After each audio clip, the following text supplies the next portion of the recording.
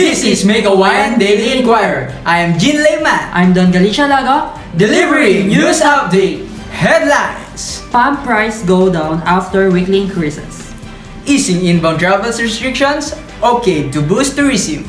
Peso back at 58 pesos level to USD. Inflation quickens further to 7.7% in October. PH debt reaches new record as the end of the July. Travel agency and LGUs gear up to welcome travelers. Palm prices go down after weekly increases. After 2 consecutive weeks of increases in the prices of fuel products comes to an end today, as oil companies implement a rollback. The downward movement in the international market last week led to the decline in the price today, which puts an end to 2 weeks straight of price hikes. For more information, let's have Niket Gatchalian reporting.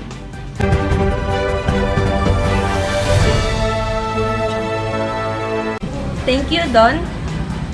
The oil prices went up for 2 consecutive weeks, but is the 1 peso rollback enough for the needs of our motorists? Let's see the reaction some of our motorists. Sir, one question please. What is your reaction regarding the price of the oil? Medyo satisfied naman kasi dahil nga sa tuloy-tuloy na pagtaas ng gasolina nung nakaraang linggo, ngayon ay nagbababa na ng piso. Siguro mas makakatulong kung tuloy-tuloy yung pagbababa para sa aming mga motorista. Thank you for your time, sir. Back to you, Don.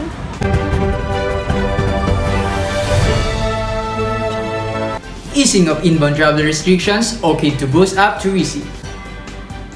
To allow the Philippines tourism sector to catch up with the neighboring countries, President Marcos has approved the recommendation of the government's pandemic task force to further relax travel restrictions for inbound travelers.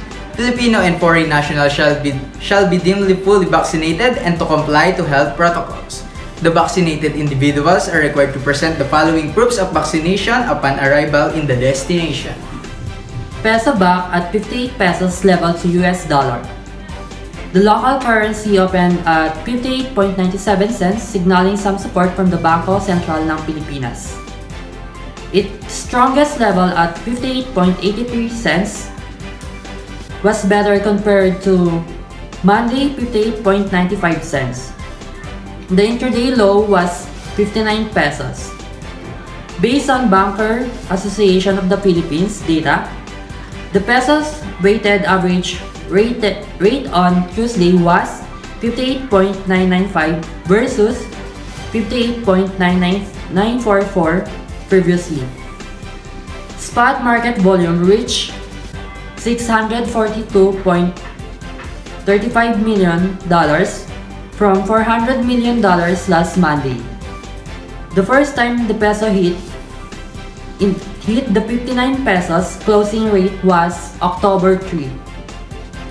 PH debt reaches new record 12.89 cents pesos as end of the July.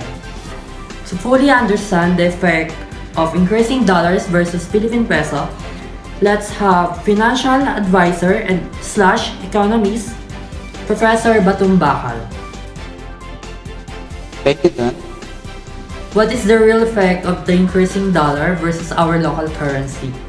It is really good. Philippine peso versus the increasing value of the US dollar. What are the factors? Is it a good thing or a bad thing? Well, there's always a pros and cons, and we always need to consider the betterment of the majority of the Filipino people. Yes, a higher dollar means our hardworking OFWs can get more peso when they exchange their dollar into Philippine peso. But is it really worth it? A higher dollar also means a higher price of goods and products. Why? Because we import goods from other countries, we import raw materials, foods, and of course our major necessity, the oil and petroleum products, and etc., especially in the oil industry. If the dollar is high, of course, the price of the gasoline will also increase. The price of the gasoline increase, then everything in the market will also increase. Because basically, we all use transportation, right?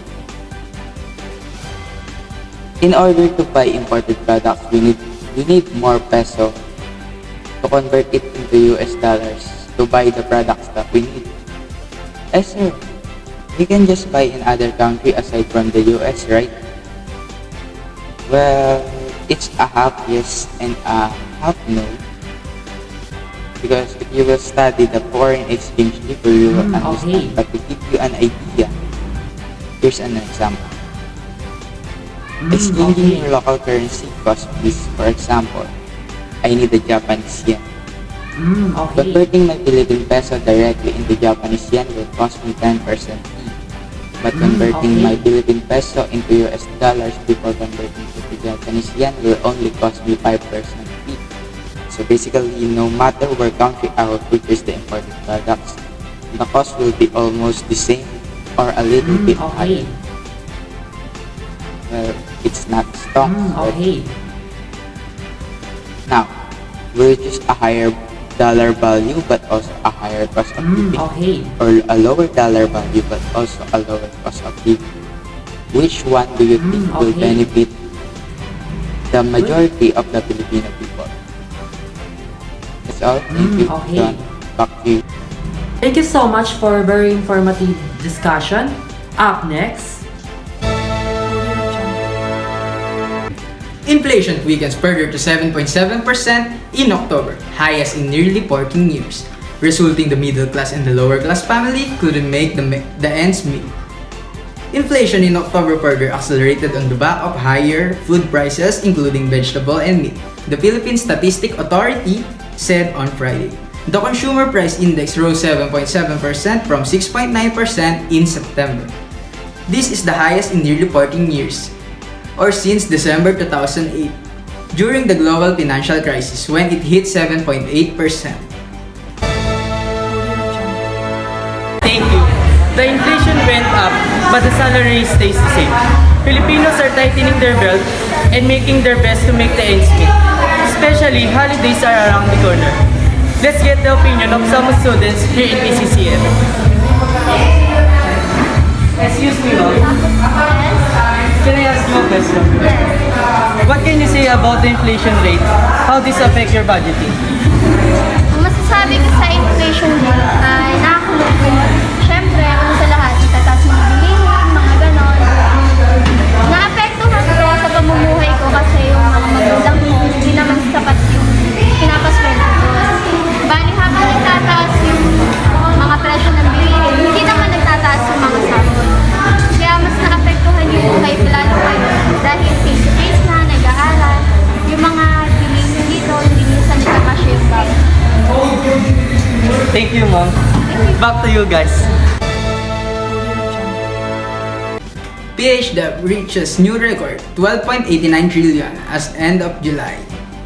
The country's outstanding debt climbed to 12.89 trillion by the end of July, the first month of the Marcos administration. Figures from the Bureau of the Treasury showed this is a 96.09 billion or 0.8% increase from the previous record 12.79 trillion outstanding national government debt left by Duterte administration in June. Michael Ricaport, a chief economist of Rizal Commercial Banking Corporation, said the outstanding debt could still reach a new record highs in the next months due to additional borrowings to cover budget deficit, but at slower increments after front-loading the government's borrowing requirements before the election. travel agencies. LGUs gear up to welcome revenge travelers, stakeholder group. Travel agencies and the local government units of popular island destinations are prepared to cater the projected demand due to revenge travel. Philippine Travel Agencies Association Executive Vice President J.R. Bernal Fortaleza said on Friday. Among the popular destinations for domestic travel are Boracay, Cebu, Baguio. Meanwhile, Singapore, South Korea, Taiwan, and Turkey top the list of preferred destinations of international travel. Partner, for today's left before Christmas! Partner, you know that I love Christmas too! But we are the voice of the truth. The eyes of the nation. We are Make Hawaiian Daily Inquirer.